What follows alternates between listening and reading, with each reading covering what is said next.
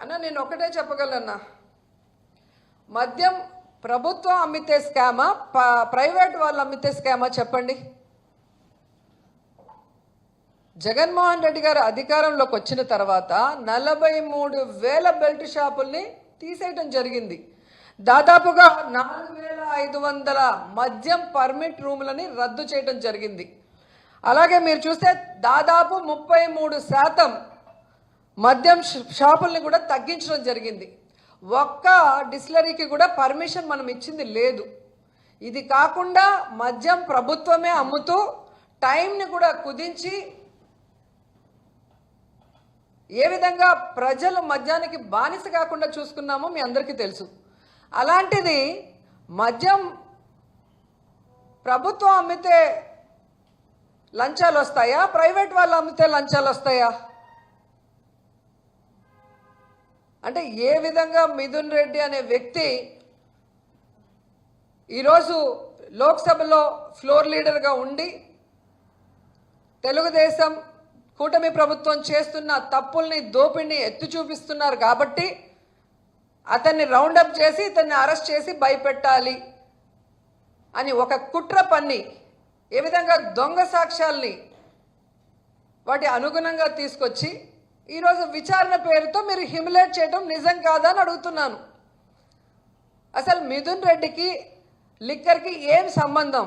ఏ బేస్లో, ఏ సాక్ష్యంతో మీరు ఆయన పిలిచి విచారిస్తున్నారు నేను అడుగుతున్నా. గత ప్రభుత్వంలో అంతకుముందు చంద్రబాబు నాయుడు గారు అధికారంలో ఉన్నప్పుడు విచ్చలవిడిగా ఎలా డిస్టిలరీస్కి పర్మిషన్స్ ఇచ్చారు, ఏ విధంగా మద్యంలో వీళ్ళు దోచుకున్నారో వాటి మీద కేసు వేయటం జరిగింది సాక్ష్యాధారాలతో. మరి దాన్ని ఇప్పుడు ముందుకు తీసుకెళ్ళండి. దీంతో పాటు దాన్ని కూడా ముందుకు తీసుకెళ్తే మీరు స్కామ్ చేశారా, మేము స్కామ్ చేశామనేది తెలిసిపోతుంది.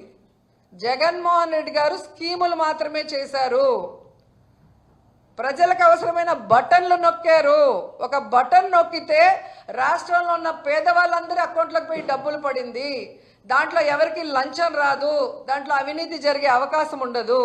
కానీ చంద్రబాబు నాయుడు ఇచ్చిన హామీలు ఏవి బటన్లు నొక్కకుండా కేవలం రాజధాని పేరుతో 1,00,000 కోట్ల పైగా దాంట్లో పెట్టి ఈరోజు దోచుకునే కార్యక్రమంతో ఏ విధంగా జ్యుడిషియల్ ప్రివ్యూ రద్దు చేసి, రివర్స్ టెండరింగ్ రద్దు చేసి, మొబిలైజేషన్ ఫండ్తో ముందుకు వెళ్తున్నాడో చిన్నపిల్లోడిని అడిగినా కూడా చెప్పే పరిస్థితి ఉంది. కాబట్టి ఈరోజు ఎవరో ఏదో చెప్పేస్తే జనాలు నమ్మే పరిస్థితి లేదు. ఈ ప్రభుత్వం వచ్చాక దాదాపుగా 9% అమ్మకాలు పెరిగాయి. మళ్ళా పొట్టగొడుగుల్లాగా ఏ విధంగా బెల్ట్ షాపులు పుట్టుకొచ్చాయి. స్కూల్ లేదు, గుడి లేదు, రెసిడెన్షియల్ ఏరియా లేదు, విచ్చల విడిగా ఎక్కడ పెడితే అక్కడ బెల్ట్ షాపులు పెట్టి తాగిన వాళ్ళు ఆడవాళ్ళని ఏ విధంగా రేపులు చేస్తూ, వాళ్ళ మీద దాడులు చేస్తూ, ఈ మధ్యలోనే ఎంతమంది మీద కత్తి దాడులు జరిగాయి మనమే చూసాం. ఎన్ని గృహంలో పిల్లల మీద దాడులు జరిగాయి మనం చూసాం. నిన్న నగిరిలో, విజయపురంలో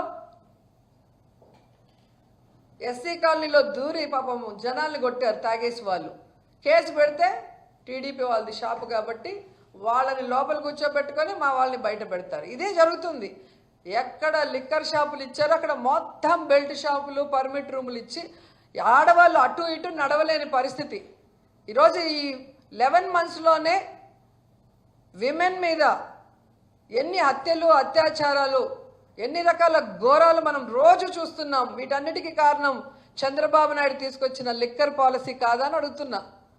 జగన్మోహన్ రెడ్డి గారి ఆడవాళ్ళ తాళులు కాపాడే విధంగా, వాళ్ళ ఇంట్లో మగవాళ్ళ ఆరోగ్యాన్ని మెరుగుపరుస్తూ వాళ్ళ ఆర్థిక పరిస్థితి మెరుగుపరిచే విధంగా ఆయన ఎంతో గొప్పగా ఆలోచించి చేస్తే వాటిని ఎత్తేసి మళ్ళీ మేము లిక్కర్ స్కామ్ చేశామని మా లీడర్ల మీద కేసులు పెట్టి, దొంగ కేసులు, ఈరోజు విచారణ పేరుతో మీరు నీతిమాలిన రాజకీయాలు చేస్తుంటే మేము తప్పు చేయలేదు కాబట్టి మేము న్యాయం పరంగా పోరాటం చేస్తాము, కడిగిన ముచ్చల్లాగా బయటకు వస్తామని కూడా ఈ సందర్భంగా తెలియజేసుకుంటున్నాం.